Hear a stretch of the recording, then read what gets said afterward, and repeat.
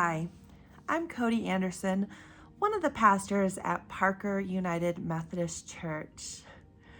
Well, we're entering into this season of darkness. The time changed this last week, and I don't know about you, but even though we're continually losing hours of daylight, when the time change happens, when we fall back, all of a sudden it feels like we are thrust into darkness. That has a lot of effect on me and how I'm able to live in the world. I'm sure it has a lot of effect on all of us, right? Not only are our pets whining for food an hour earlier, but also, if we have young children, I remember when my kids were really young, they didn't get the time change. And so they were up super early. They wanted to go to bed super early as well. Like life just kind of feels like it is just turned upside down when the time change happens. I even had to pull out my sad light this week. One of those lights that is intentionally there to help illuminate more, give you a little bit more light, and hopefully be able to give you a little bit more energy throughout your day. I am greatly affected by the darkness. It is one of those things that just can weigh on me. It can make it feel really hard to get out of bed in the morning, and it makes me want to go to sleep really early, and it takes away a lot of my feelings of productivity. And on top of that, we had an election, right? And so there has been so much weight in the world over the last few months, but even these last few days where everything just felt so heavy. And on top of all that, it snowed at my house last night. Did it snow at yours? I mean, technically, it's still snowing. And it's supposed to snow for a couple of days. Snowing and blowing and the darkness and all of the things, it just gets to be so much. So how do I take care of myself? Well, drink water. I try to eat healthier, and I continue to try to go on walks. Now, this morning was a little bit difficult because it's not fun to walk in 6 inches of fresh snow when it hasn't even been shoveled off the sidewalks.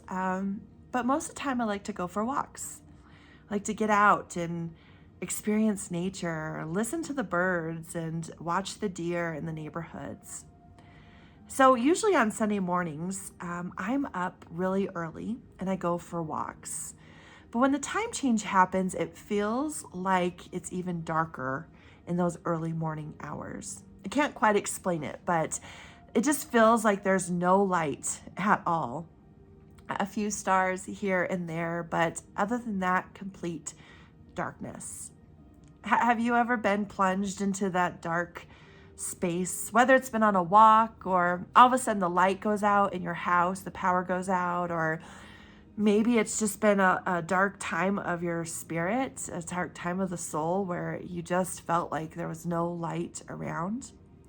It's really disorienting. It's hard to see where you're going. It's hard to know what's real around you. You start to maybe see things that aren't quite there. It just, and you can feel just so alone, right? That darkness can just kind of overwhelm us when we're plunged into darkness. And then last night I got up in the middle of the night. Dog needed to go outside, and so I opened the door, and it was snowing, of course, but it also felt really light outside. When it snows, have you noticed that snow kind of captures the light and it kind of holds it into an area? Like all of a sudden, it doesn't feel so dark outside. It kind of almost feels magical. It's because the light is reflecting off of the snow particles, which then is putting out more light into the world. And so the dark night that you usually are experiencing all of a sudden doesn't feel so dark anymore. I wonder if that is how we are called to be as Christians, as Christ followers, right? We know that God is light, that light of God shines upon each of us. and that we are called to reflect that light to others. Now, sometimes we're walking around in the dark and all we can see is that light of God, and we're wondering if there's anyone else out there who also is shining light, is reflecting the light of God. Because where we're at, it feels really dark around us. Then other times, it's like we see the light everywhere we go. Like last night when I opened the door and the light was shining off of all of the different snow particles, and it almost made it feel like it was an early morning or a late afternoon. And you have all of this light around you because others are reflecting God's light too. Jesus says that we are called to be light in the world, that we're called to shine our light, especially in the darkness, but to shine our light for others to see. On Sunday, our choir sang "This Little Light of Mine." I'm going to let it shine. Remember that? Hide it under a bushel? No, I'm going to let it shine. We're called to let our light shine. And what does that do? What does that do for us?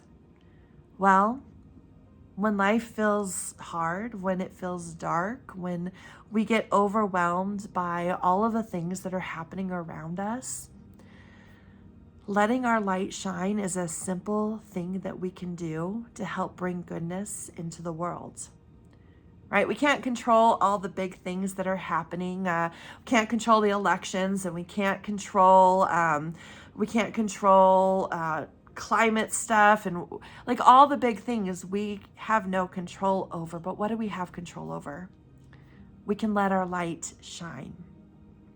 We can let our light shine for our neighbors who we know are still hurting, that are still hungry, that are still feeling lonely, who are isolated, or who are wondering if anybody even notices or cares about them. Right? We can still let our light shine. Even if we feel like our light isn't very bright right now, just that little light can start to reflect off of others, and then that light can continue to grow and grow and grow until all around of us, all we see is goodness and light. And maybe you're not in a place where you have much light to give.